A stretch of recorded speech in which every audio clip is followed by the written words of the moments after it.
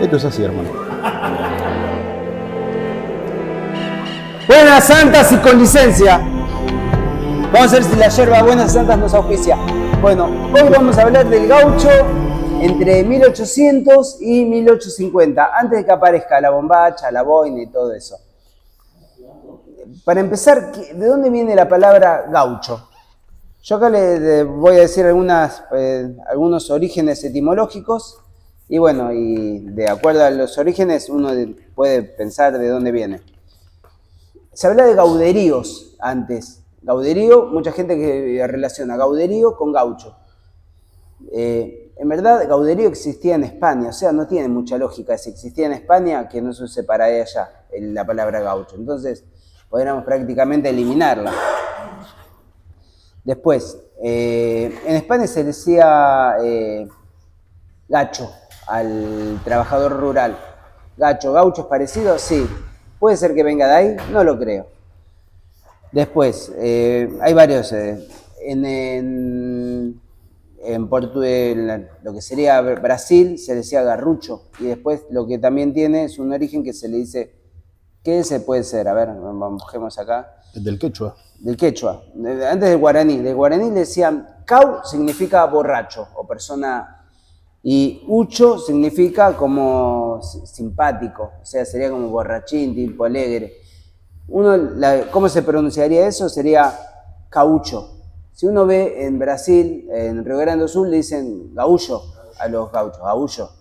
Puede ser que sea de ahí, nadie lo puede negar, pero tampoco lo podemos aseverar. Es parecido. Después hay un montón de acepciones. Después tenemos, a ver, el francés, que dicen que gaucher significa lo contrario a lo derecho, que ese gaucho a veces es lo contrario.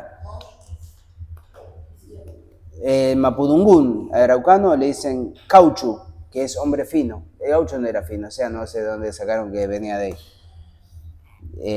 Y lo que dijo el Pampa, en quechua, huachu significa huérfano. ¿Qué hacía el gaucho? El gaucho era un ser libre en las pampas. Estamos hablando de 1700, 1750. Conocía una chinita y se apareaban. Tenían hijitos, se quedaba a hacerse cargo de la cría, no, se iba. Era un hacedor de guachos. De ahí es muy probable que quede la palabra, para mí viene más de ahí que de otro lado. Guacho, por eso. La Pampa se extendía hasta Buenos Aires, desde la cordillera hasta Buenos Aires. Y ahí voy a citar, al principio, cuando se hablaba de los gauchos, se hablaba mal. La primera cita escrita que hay de gaucho es de 1771, en Montevideo, que en ese momento era Argentina, obviamente. No era Argentina, en ese momento era de Reinaldo de Río de la Plata. Claro. Es para polémica, ¿no? Con Colapinto y todo. No vamos a decir lo que opinamos, porque si no se nos van a venir todos los uruguayos al humo. Sí. Muy señor mío, habiendo tenido noticia que algunos gauchos ahí el nombre de gaucho dice jaucho, se habían dejado ver por la sierra, manda a los tenientes de milicia, don José Picolini, don Clemente Puebla, pasen una dicha sierra. Bueno, ahí es donde los nombra, no hace falta saber qué hacen, se los nombra como si fueran delincuentes a los gauchos. En realidad, el gaucho era siempre tomado como vago y mal entretenido. Esa era la calificación, hasta inclusive legal, que el gaucho tenía. Correcto. Hay una leyenda que habla del primer gaucho. En 1586, en la segunda fundación de Buenos Aires, llegan los andaluces, habían 200 guaraníes, soldados, llegan a Buenos Aires. Les pagaban a los soldados, no le pagaban nada. Pedían la paga, todos reclamaban comida, no les daban comida, todo. Había uno que, Alejo Godoy, se reclamaba, él hace lo que corresponde, escribe una carta a Felipe II, le pedía a alguien que sabía leer y escribir y le manda la carta, solicitándole lo que le habían prometido, alimento y paga.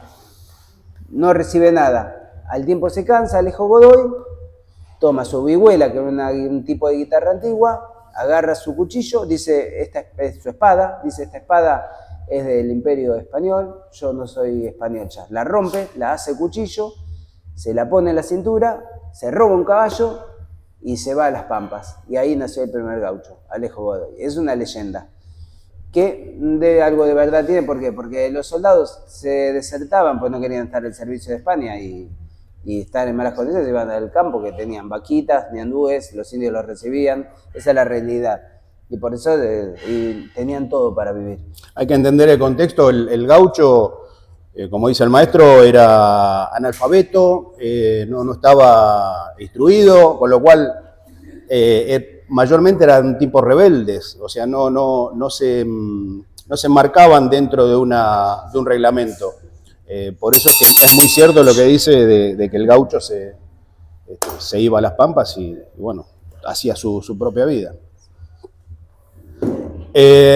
Nosotros siempre tenemos la figura del gaucho como un hombre que vivía en un ranchito de paja, o sea, si lo trasladaríamos al día de hoy sería como si fuese una prefabricada. No es cierto, no es cierto.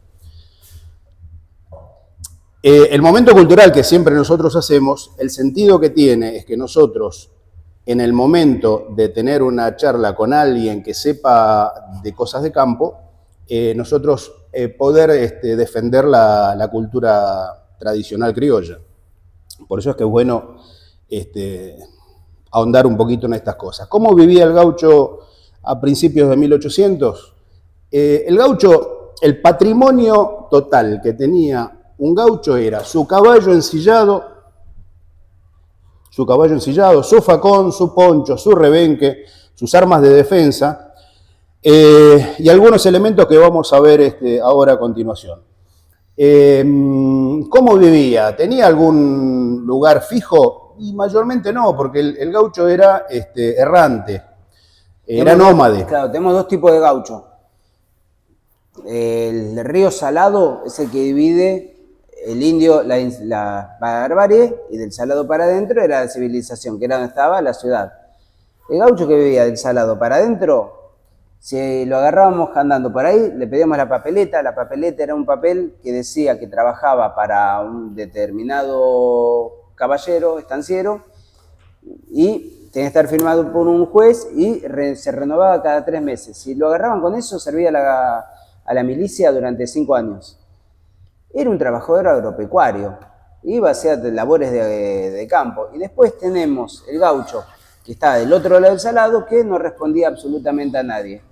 Vivía de lo que iba, me cazaba un ñandú, me llevaba las plumas, se la vendía al pulpero y me daba tabaco y yerba. No manejaba, la moneda era la misma moneda para todo el mundo. Uno cuando ve las cinturas esas con muchas monedas, la moneda, habían falsificaciones, las falsificaciones eran de plata. Tenía el mismo valor que una moneda real, no había un tema de que las monedas no tenían valor. Y no necesitaba dinero, vivía de lo que había. Y lo que decía el Pampa, ¿tenían casa? No, ¿qué casa iban a tener? Armaban un rancho, dormían en la intemperie. El clima de Argentina es espectacular. Uno no pasa frío, no pasa calor, depende de donde esté. Según las regiones no pasa. Sí, y tenemos comida en todos lados, hay árboles frutales, hay leña para hacer fuego. Con un ponchito me tapo. Hoy. Sí. En ese momento, o sea, ¿dónde buscaba el lugar de estancia el gaucho? Lo buscaba mayormente en lugares cercanos a arroyos, lagunas, tajamares, acequias. Acequias no, perdón, aguadas. El tajamar es una laguna chiquita, es un vocablo que se usa mayormente en la zona del litoral. Una palabra, así ya como estamos en palabras, cuando esto la gente que es del interior sabe, muchas veces se habla de parajes. En tal paraje hay una pulpería, vas a tal paraje. Paraje era una cercanía a una ciudad. Un puesto. Era un puesto. Era un puesto. Bueno, y nosotros tenemos, como dije antes, tenemos la figura de que el gaucho tenía el rancho en medio de la nada. Era ilógico tener un rancho donde no hubiera arbolada, donde no hubiera agua, porque no era tan fácil de conseguirlo. En principio el gaucho armaba con ramas, ponía unos cueros encima y ahí hacía una especie de toldería, copiado de los indios más pacíficos. Exactamente, exactamente. Una toldería, una especie de toldería tiene. Cuando después, si el gaucho se afincaba o si se juntaba con alguna mujer, ahí es donde el gaucho empezaba a armar, a cambiar ya los cueros de sus paredes por adobe. ¿El adobe cómo se hacía? El adobe es una mezcla de paja y barro, pisoteado, sí, crudo, pisoteado. Para eso se hace en un pisadero, se va pisando y se va haciendo muy compacto, eso se va poniendo en las paredes. Si ustedes ven las imágenes de época, o hay fotos todavía que se ven como casas que son como de paja, esa paja se le cayó el adobe. Claro. Se hacen con paja o palitos y después le van poniendo el adobe y se hace, y el adobe está bárbaro. El adobe se va pegando sobre las mismas enramadas. ¿Qué se le hacía de protección para que el adobe no se cayera? Se le untaba o se le pasaba cebo. De esa manera se impermeabilizaba. Eso era el Venier o el de Sutol de antes, ¿no? Sí. ¿Y qué otra cosa también le hacían? Sangre de animal, cal y la grasa. Todo eso se mezclaba y con eso se pintaba. Por eso toda la casa rosada es una imagen de cómo sería antes la pintura de antes, que era todo rosa. Claro, la casa... ¿Cómo? No te creas, no te creas. El que tenía perros, imagínate, la mezcla de cal con sangre y cebo, el perro se pasaba lambeteando todas las paredes. Sí. No, la vinchuca va igual, va igual. Se ve mucho en Santiago del Estero, en el norte hay mucha vinchuca ahí. No hay quincho. Ahí, claro, se mete mucho en los techos de paja.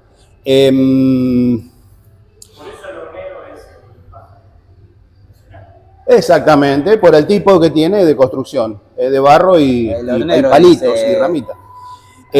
Lo que pasa es que la casa de gobierno que está pintada de ese color rosado, está medio romantizado porque se dice que se pintó con sangre de toro. Es un poco difícil, tanta sangre de toros para pintar a la casa rosada. Se pintaba con sangre de vaca y cal. Pero bueno, es difícil llegar a ese tono, a ese color, ¿no es cierto? ¿Cómo vivía el gaucho entonces? Vivía en un solo ambiente, ahí tenía su cama hecha con paja y a la que le ponía encima ponchos o cueros para poder dormir, para aislarse del piso frío. El piso obviamente de tierra. Con el tiempo empezó a ser, más avanzado, 2 palos en cruz de cada punta, 2 tirantes, le adosaba un cuero arriba, un catre. Eso era un catre. El gaucho no tenía baño. ¿Dónde hacía sus necesidades? Afuera, a campo.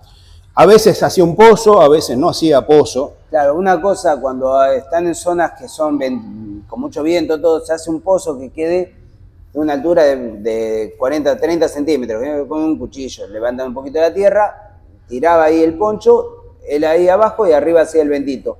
Entonces el viento no lo moja, no le llega al cuerpo y no te cala los huesos. Por el frío a la noche, a veces hay lugares que es muy frío. Entonces, si hacían el pozo, no quedaban enterrados como un vampiro, pero más o menos como un pozo. Y ahí se puede dormir. En la ciudad de Buenos Aires, recordemos que la ciudad de Buenos Aires hacia 1800 era la Plaza de Mayo y unos cientos de metros hacia distintos lados. Hacia 1850, 1860, Buenos Aires era Avenida Independencia hasta Avenida Córdoba y desde Avenida Entre Ríos acá, hasta el río. Eso era Buenos Aires hacia 1860. Con lo cual el resto era todo pobladío, parajes, no había tanta urbanización, no había barrio, no existían los barrios, no existían. Sí. Claro, exactamente. Juan Morera era de Matanzas, decían, y hoy en día La Matanza está acá nomás. Claro, él nació en el barrio de Flores y después se mudó a La Matanza y después a Navarro. En la ciudad, por ejemplo, un dato curioso es que en las casas adineradas de las familias patricias, todos los excrementos y líquidos se dejaban en una vacinilla y al otro día, una vacinilla, una pelela, una escupidera, como quieran llamarlo, al otro día los criados sacaban por la ventana y antes de arrojar los líquidos gritaban agua va. Entonces el que pasaba por la puerta estaba avisado para evitar el... Imagínense el olor que había en la ciudad de Buenos Aires, era tremendo, era tremendo. Por eso nosotros gozamos de muchos, está bien, bueno, han pasado más de 200 años, gozamos de muchos privilegios que antes no tenían. El agua... Sí, algo que había dicho el Pampa. ¿Qué cosa llevaba el gaucho que tenía que tener? Algo que nosotros decimos el rancho. El que hizo alguna actividad de Boy Scout, ejército o algo, sabe lo que es el rancho. El rancho es la hora de comer, es donde uno come, y los elementos de rancho sería mi cuchillo, mi tenedor, una ollita y un vasito. El gaucho no tenía tenedor. El tenedor lo trajeron los ingleses en las invasiones inglesas. ¿Cómo comía? Un jarrito, ese jarrito es un jarrito ¿qué? Esto es un jarro tropero. Este jarro era de mi abuelo, tiene 100 años más o menos. Esto está hecho de asta de vaca, trabajada, un trabajo, bueno, ahora lo podemos pasar y lo pueden ir mirando, muy, muy artesanal el trabajo. Eso era el elemento con el cual se podía tomar agua, tomar líquido. Claro, vino, ginebra, agua, no tenían plato. No tenían plato, o sea, todo lo que comían lo cortaban. Así comió también Belgrano, porque los cubiertos son a posterior, son en 1806 se empiezan a ver cubiertos, pues los ingleses, cuando llegaron en las invasiones, llevaban a los ingleses a las casas, y las casas convivían y decían, ay, qué bien, cómo come este inglés. ¿Y cómo comía el gaucho? El gaucho agarraba la carne con 2 pancitos y cortaba la carne. Si no tenía pan, con la mano. Con la mano, sí. ¿Pero cómo cortaba? Con el cuchillo. ¿Hacia dónde? Hacia abajo. Hacia arriba. Hacia arriba. Para no cortarse la boca. Para no cortarse el labio. Hay un video que tenemos. Todo, Roque. Tenemos un video de eso. Hay un video, pueden verlo. Hay uno que en realidad la dieta del gaucho era mate. La dieta del gaucho era mate y carne. Hay un viejo refrán que dice, todo bicho que caminaba para el asador. O sea, el gaucho todo lo que caminaba lo mataba y lo cocinaba. Había 50 millones de cabezas de vaca en la provincia de Buenos Aires o en otras zonas también, ¿no? Con lo cual el matar un animal era común, normal, era ganado cimarrón, se mataba, se le sacaba... En algunos casos se le sacara el cuero de los garrones para hacer la bota de vaca o de potro. Significa sin dueño. El ganado cimarrón es el ganado que no tiene dueño, que no tiene marca, que no tiene propietario. Ese era ganado cimarrón. Podía ser ganado caballar o ganado equino, mejor dicho, o ganado bovino u ovino. El otro día estuvimos hablando del tema de la tijera de Tuzar y demás. ¿Por qué no decir caprino también, no? No había todavía. Era muy escaso el ganado caprino. Más al norte. No resistía. El ganado bovino entró en el 1580, con la segunda fundación de Buenos Aires, empezó a venir ganado ovino, con lo cual las tijeras de Tuzar se usaban. Estuve viendo el otro día ese tema. Cuchillo de tijera de Tuzar. Tijera de Tuzar. Bien, sigamos. La dieta básica era comida, era carne. Desayunaba carne, almorzaba carne, merendaba carne, cenaba carne. Carne todo el tiempo. Y el mate. ¿Por qué se toma el mate? Después lo vamos a hablar de nuevo en otro momento cultural, pero ustedes fíjense que uno toma mate y comparte con toda la gente. ¿No es una cochinada eso, si uno lo piensa? Todos compartiendo de las babas. Bueno, pero es así. Bueno, porque eso es una costumbre traída de antes, de cuando no habían cubiertos, todos comían del mismo plato. Hay lugares en los que todavía se come en el medio precarios que comen todos del mismo plato, vasos, jarros, como vimos, es fácil adquirir jarros, pero platos no. O sea, todos comían del mismo plato. Y el mate era lo mismo, tomaba un mate yo, tomaba otro mate otro y se tomaba el mismo jarro. Y esta es una costumbre que aún se conserva, la de compartir el mate. Se tomaba el mismo jarro. Respecto del mate, es una infusión de origen guaraní. Esto lo tenés que traer siempre. Sí. Es una infusión de origen guaraní. Existen distintos tipos de mate. que se cebaba con un... Esto no existió siempre, esto lo conocemos como pava, pero en realidad antiguamente se llamaba caldero o caldera. Se sigue diciendo en Entre Ríos también se le dice caldera, pero ¿por qué le pusieron pava? ¿De dónde viene el nombre? Parece una pava. El gaucho, las primeras pavas vinieron de latón, hechas de latón. En realidad, más atrás se hacían con barro cocido. Y las primeras vinieron de latón. Y generalmente el gaucho la tenía sin tapa, porque se le caía la tapa. Como esto iba en la cincha del caballo al costado, se le caía la tapa. Con lo cual, la mayoría de las que se pueden conseguir no tienen tapa. Estamos hablando de las de latón. Cuando vienen las primeras pavas, que se han modificado, el asa venía a un costado, ¿sí? Esto se ponía a la orilla del fuego, con lo cual se ennegrecía, quedaba negra.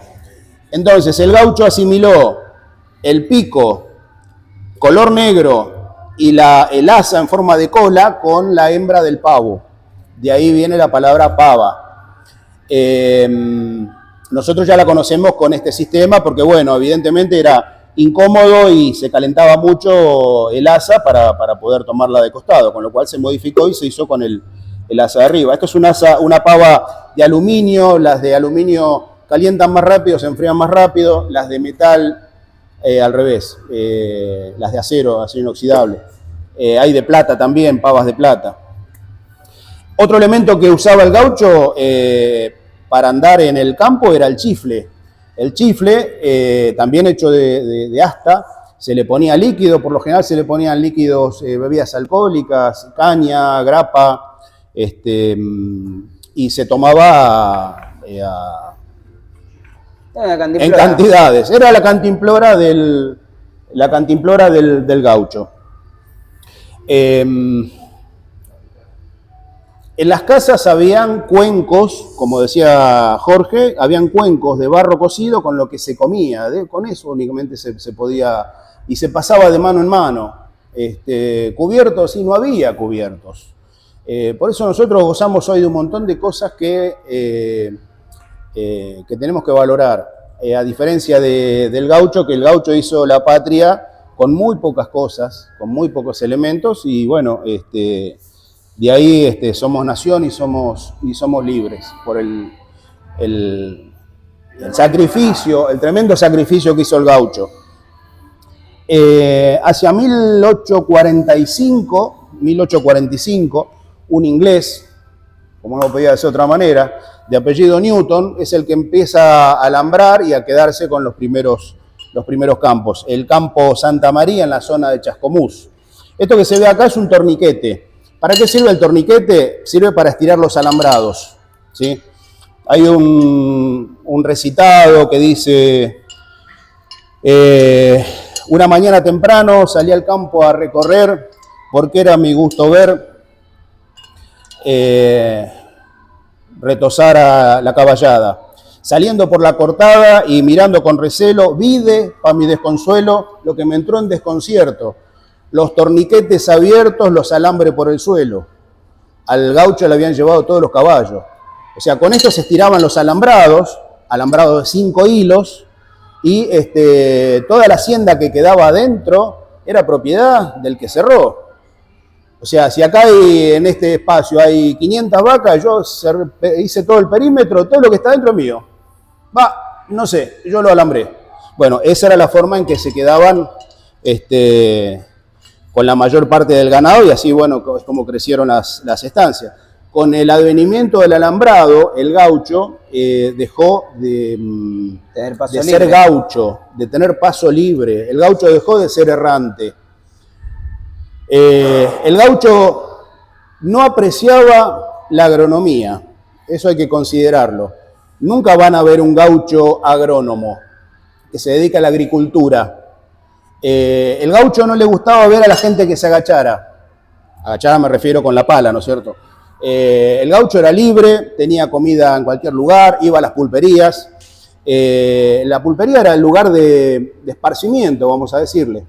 Donde había una bandera blanca había una pulpería, donde había una bandera blanca y una roja recién habían carneado y había carne fresca para ir a buscar. Y como dijo Jorge recién, no había tanta moneda y la moneda escaseaba, con lo cual se cambiaba por plumas, se cambiaba por algunas carnes, se cambiaba por cueros, y cambiaban a su favor hierba, tabaco, que era lo más habitual. Mientras tanto, en la casa quedaba la china, la mujer del gaucho, que por lo general la china tenía varios hijos y generalmente no eran del mismo padre, sino que eran de distintos padres, porque el gaucho era errante, pasaba por un lugar, se acerenciaba con una china, tenía 2 o 3 hijos. La ensamblada ya venía de antes. Claro, olvídate. Y después, bueno, las levas que levantaban a los gauchos y se los llevaban. Entonces la mujer quedó sola y bueno, venían otros gauchos, se arrimaban y otra vez hijos y así. Fíjense que mayormente en el campo las familias son muy grandes, siempre tienen 7, 8, 10, 15 hijos, cantidades. Tienen hijos y no tienen internet, es por eso. Y no tienen televisión, es verdad, es verdad. El gaucho era altísima. Sí, se morían. Y el gaucho no vivía la misma edad que vivimos nosotros hoy, mucho más joven morían, por distintas causas. Todo eso da para un tema. Los indios vivían hasta los 80, 90 años y más. O sea, ¿qué pasó? ¿Por qué hoy en día la tasa de mortalidad es de los 80 años y antes vivían más? Y eso vivían en pelotas, bañados con grasa nada más. Y con una alimentación que la verdad uno diría...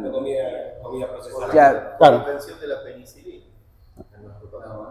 No, pero... No, de las distintas enfermedades. Da para temas conspiranoides, pero no, es para otro tema y para otro público. Claro, es para otro tema, pero bueno, hay distintos factores que inciden en eso.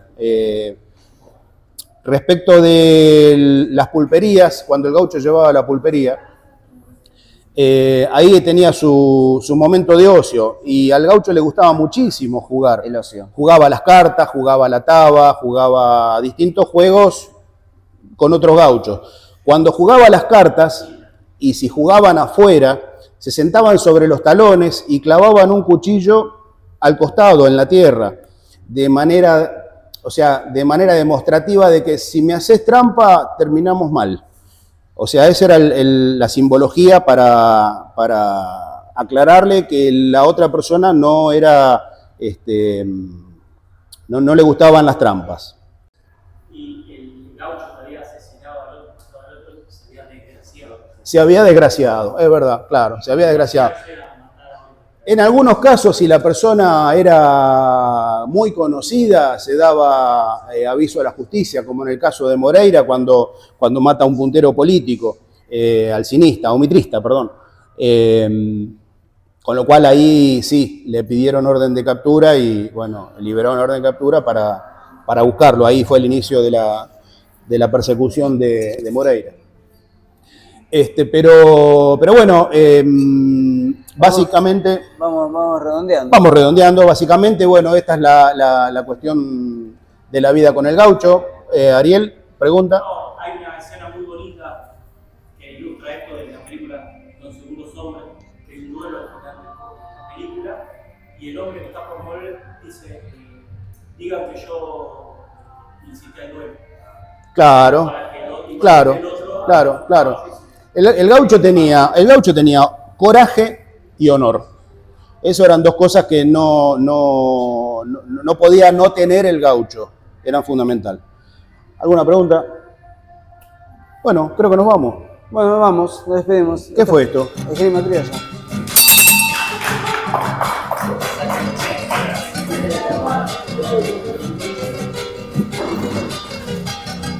Bueno. Chacarera me pongo a cantar.